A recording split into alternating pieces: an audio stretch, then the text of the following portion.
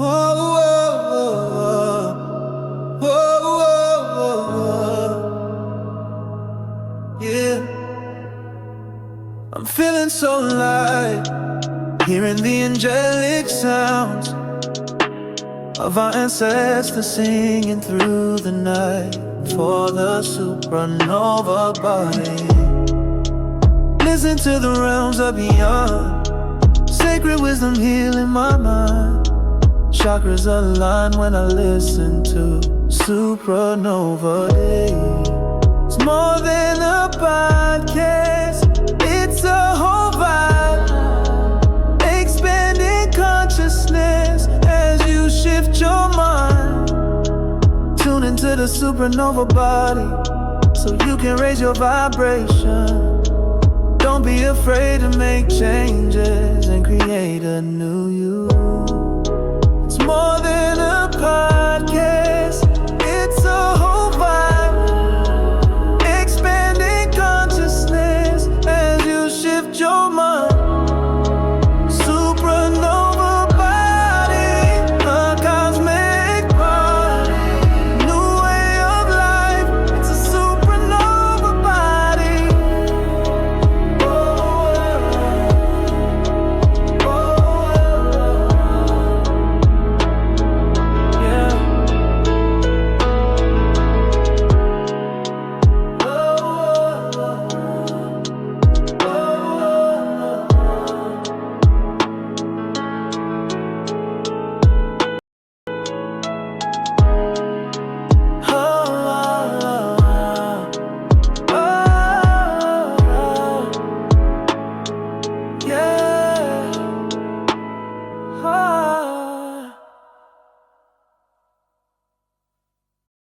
Welcome to Supernova Body Podcast. I'm your host, Simone Michelle, and this is episode 10, season 2.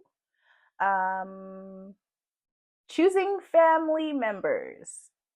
How to choose healthy family members. And you're probably like, you can't choose your family members. Like you get what you get and you don't throw a fit. But you can definitely have healthy relationships with them and choose when and how to interact, right? We all have choices. We got free will out here, and we can do things in a way that's helpful to everybody and causes the least harm if that is our choosing.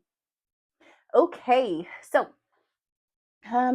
what is, how do you define a healthy family member, right? Again, everything is subjective. So what's healthy to me may not be healthy to you. But generally, we have some characteristics of what a really great family might look like or not look like, right? So let's go through it. Let's get into it. Family ties are definitely often lifelong, right? They're very complex. Unlike friendships, you can't just easily end them or choose to walk away. There is a lot there in the process of that. Sometimes our first communities are our families, and developing community outside of family can be difficult, right? Finding people that you can trust that truly have your best interests at heart because they love you can be difficult. However, as you've learned through codependency and learning core values, people won't always align with you, right? A perfect example, I don't know why I keep using Trump, but it's just such an easy line in the sand situation and conversation where people can choose to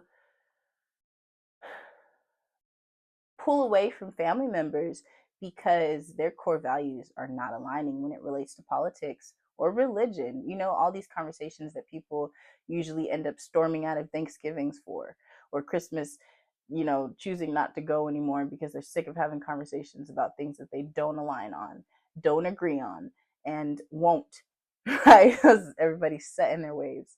The concept of, okay, also, I want to clarify what the definition of a family is, because it can be what you make it, right? You can have your family that you're genetically tied to, that gave birth to you, but they may have not been able to care for you, and someone else raised you, and that's your family. It doesn't always have to be biologically um, curated. It can be through choice, um, step parents. It could be uh, people that have just stepped into your life, aunts and uncles, kinship relationships, where people that knew your parents chose to step up and do what was needed for you. So when we're talking about family, we're talking about um, the people in our lives that raised us and curated us and helped us define who we are. So that can look very different for everybody. So it's not just the nuclear family of a father and a mother. It could be very different for so many different people. Um, and sometimes those family ties don't make it any easier to stay in those situations, right? Um, the concept of unconditional love, it it can sometimes be very codependent and very toxic, right? Sometimes we end up in relationships or friendships with people because of what we witnessed or experienced growing up. We thought that that was normal, even though it didn't feel good to us, right?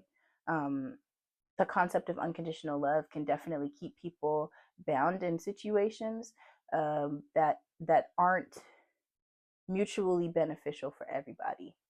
So that could mean you're in a situation where no one knows how you feel because you don't feel safe to speak up and talk about it. And if you were to, they might just be receptive and create that change. But because that's not happening and the conversations aren't happening, um, things aren't going in the direction of health. Okay. So, how do you cultivate health within existing family dynamics, even if they're challenging or difficult? You focus on what you can control, right? We cannot control other people. I've tried, okay? I've tried. I've tried to, take away people's autonomy and make them do what I thought was best. And all I did was waste time. People gonna do what they want to do, and there's nothing that you can do about it. Literally nothing. I don't care if you're a parent. I don't care if you're a spouse. I don't care about none of that. It doesn't matter who you are. You cannot force people to do what they don't want to do. Period. Like there's nothing that you can do that outside of illegal or spiritually wrong practices. You can't make people do which anyway. Carry on. So you can't do anything for someone else to enforce their change outside of yourself, right? Sometimes um, our conversations with people change when they see us not reacting the way that we used to. That wasn't because you did anything to change them. That was because you changed yourself, right? And you're reacting to the conversation or the situation changed. So their ability to communicate with you also changed. It's a win-win, right? But that's what you can control, not anybody else. Choose your battles. Pick your battles. Choose it. You might need to save up your battles for next week, so avoid them this week. And that's not to say you just ignore behavior or whatever. It just means that you release the power it has on you to react, right? I'm looking at you, parents, because kids, kids. Oh, kids. I have three very dominant personality children. Very, very, very dominant. And they uh, do some very interesting things. And so I had to pick what kind of day do I want to have? I'm going to check this behavior, but how am I going to do it? Am I going to do it with fury, anger, and rage? Or am I going to do it in a way where you understand what I'm saying? But we're going to move on because I don't have it in me to fight this battle with you. You pick your battles and you move on. That's it. Okay. Offer forgiveness for yourself and others. Okay, now forgiveness is the F word to me. Okay, forgiveness is the F word to me, and we will definitely talk about it on another episode on the varying degrees of forgiveness and what that looks like for real. There's a really, really good couple books that I will be talking about in that episode, but that's not now. That's not now. Let go of past grievances that hold you back. This doesn't mean that you're condoning behavior or anything. It just means that you're allowing yourself to move on. Same with choosing your battles, right? If things are going to affect you in a negative way and you're trying to be peaceful, it's okay to let things go. That doesn't mean that what they did wasn't wrong. It just means that you're releasing it from your energy center. Carolyn Miss has a really good book called Energy Anatomy. And when you read or listen to it, it will help you understand where your energy is flowing. Like imagine a vase, right? This vase right here. And while it doesn't have any holes, it has a lot of the bumpies on it. But imagine all of these bumps are holes, and every situation of unforgiveness means that all of the energy is coming out of those holes. When you start wanting to plug up them holes so you can keep that energy for yourself, that's essentially what forgiving is. Yeah. Okay. Plan positive shared experiences.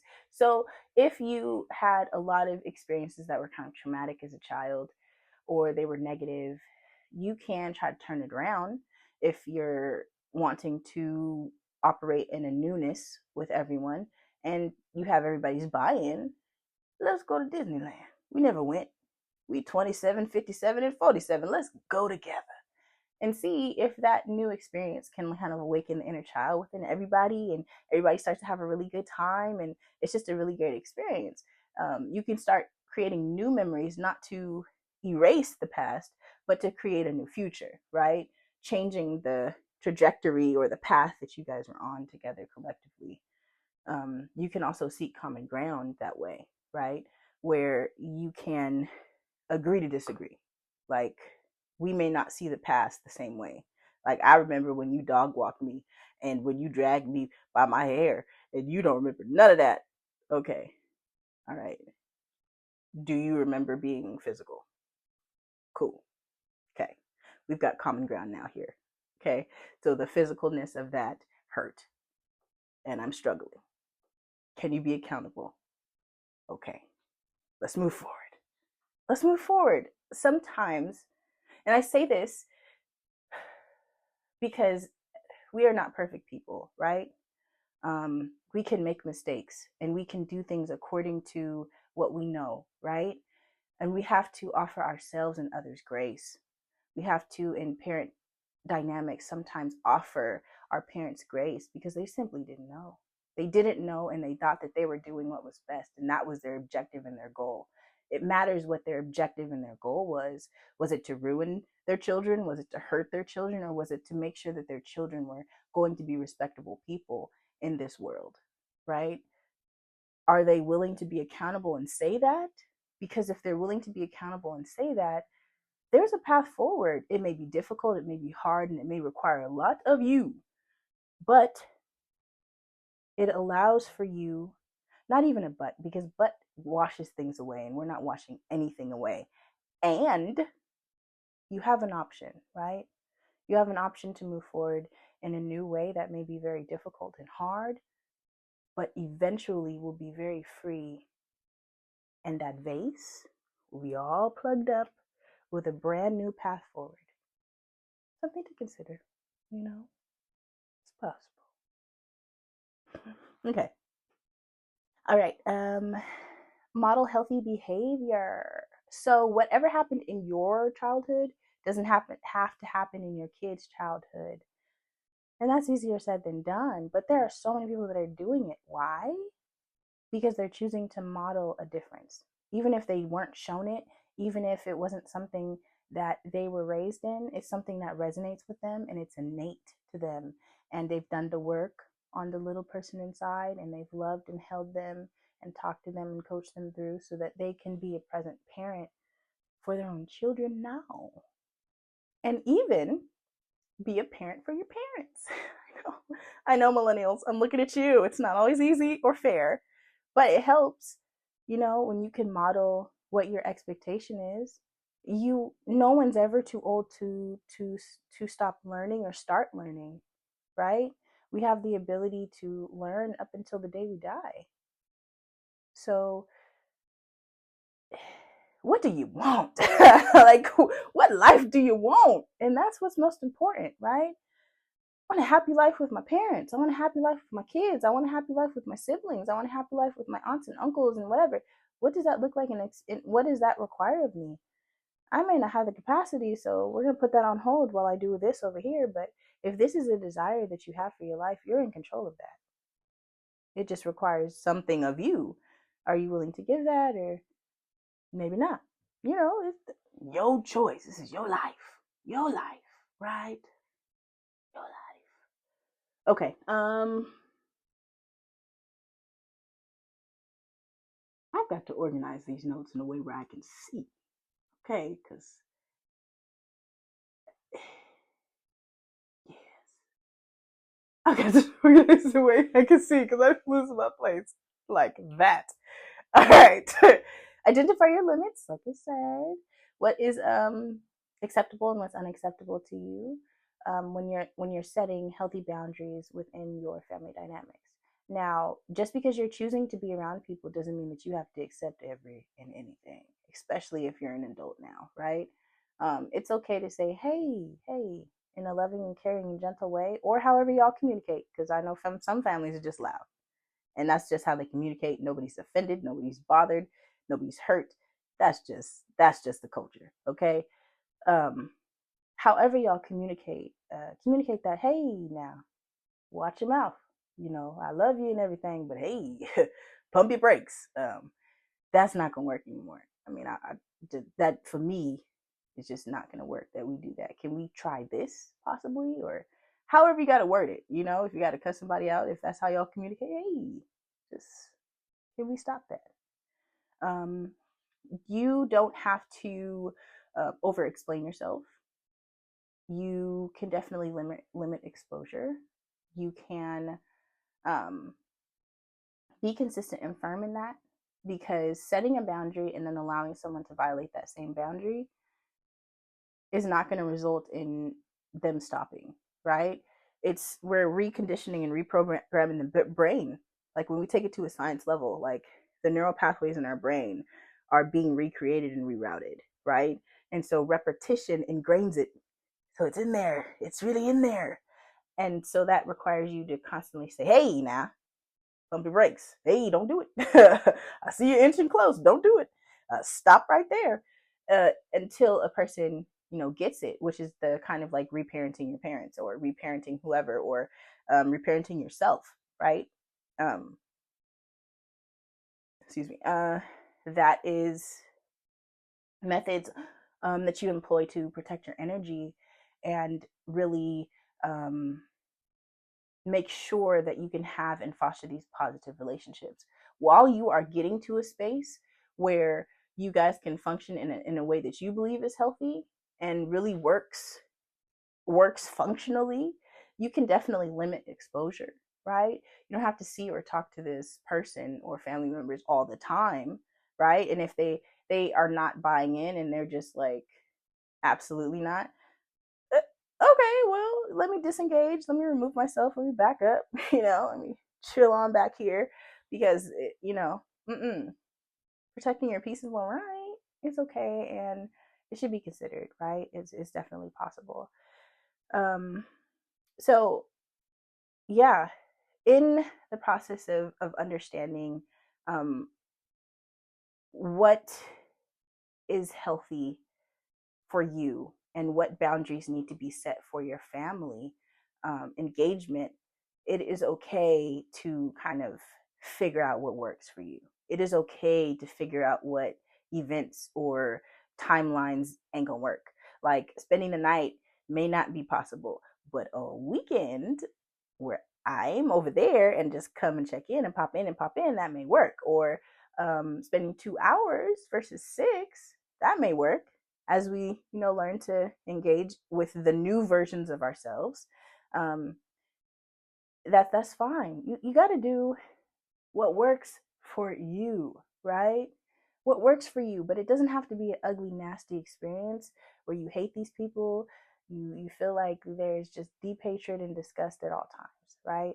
We don't have to live our life in a way where our healing journey is ugly. Like, we could still have fun with the people that we love, that cared for us and we feel love us at their core, just may not be able to show us in a way that's healthy. Now. What I am not saying, and I want you to hear me and hear me clear. I'm not saying that we need to engage with people that have no desire to change, right? That are unsafe, unhealthy people, right? That have maybe tormented or abused or caused so much harm mentally and physically that the mere sight of them causes you physical reactions. That is not what I'm talking about.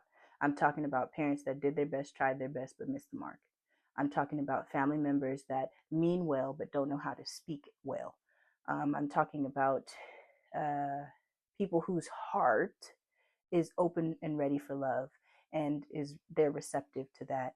Um, I'm not talking about people who literally have Satan in their stomach. I'm not talking about them. I'm not laughing either in a way to make light of it. I'm just saying that there's a very big difference. So in no way, shape, or form is any of this to help keep you tied up in foolishness that really is killing you. No. This is for the people that mean well at their core. Like, you know that at their core, they're not a malicious person, but they still have done things that have caused harm. Or you're not sure. You can always ask, what was your, if it's safe for you to ask, let me put that caveat there. You can always ask, what was your reason behind doing that? Or like, what were you thinking in that moment? I've had countless conversations with my parents about what their motive was behind what they said, or something that they did, or something that hurt me or stuck with me. And then when I found out that it wasn't malicious or ugly, or in my mind, I had created it to be evil, I learned that I could give my parents a whole lot more grace and extend it to myself as a parent. And then my kids could extend that grace to me as a parent too, and question, why did you say that? Like, what were you meaning? Because how I took it was that you hate me or that you feel this way about me. And was that your intention? And if it's not the intention, and you've this whole time been carrying the weight of something that was not intended to be that way, you now have the opportunity to keep your version of the story or reroute your direction and have a whole new life where you aren't holding on to all of this foolishness. And now, and I don't say foolishness because it's foolish, I say foolishness because it's taking away from the life that you could have, right? And that vase with all those holes, they don't have to be draining out. They can be plugged up and full and closed. And you could have a whole new view on life that doesn't require so much sorrow and grief and pain. Alrighty. Okay, so after we've established, kind of who the family members are that we want to rekindle things with, and we've established if it's possible for that to happen, we've established that we're going to try to work forward and we're starting to make new memories, and we've decided that we can do minimal contact for a while. It's important then to uh, start to build the chosen family with the people that you have vetted, right? With healthy dynamics. And so I'll start off with the family dynamics that you no longer have parents because of whatever circumstances or reasons.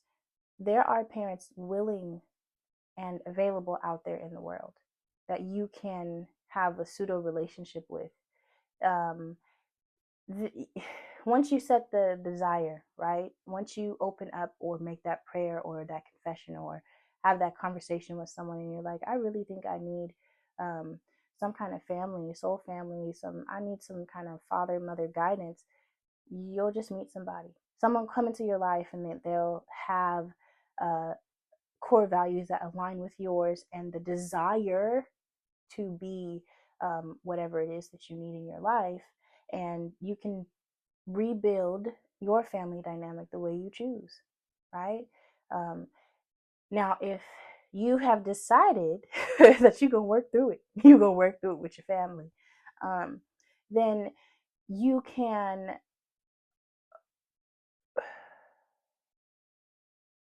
you can then begin to do whatever it takes to rebuild that, as we talked about earlier.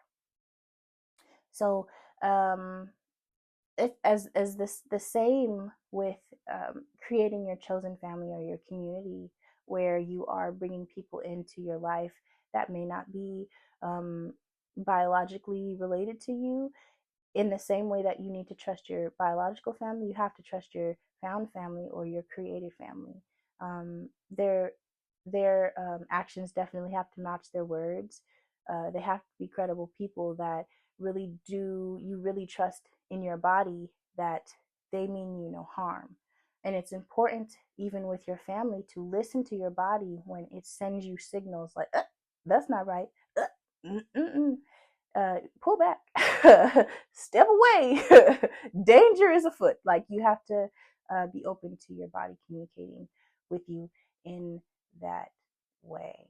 Um, you have to know yourself well before you start rebuilding this found family, because you want to be able to identify qualities that look right versus qualities that are just reiterating what you grew up in.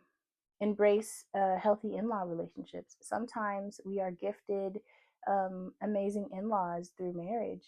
It's okay to lean in to that and allow them to parent you, because they're parents literally by law. So it's okay to like them and embrace them. um, you can also seek out positive mentors and role models, which is my go-to. I mean, I don't really need too many. My mom comes with an amazing group of friends that are my aunties. They all are my mentors, so I like love them so much.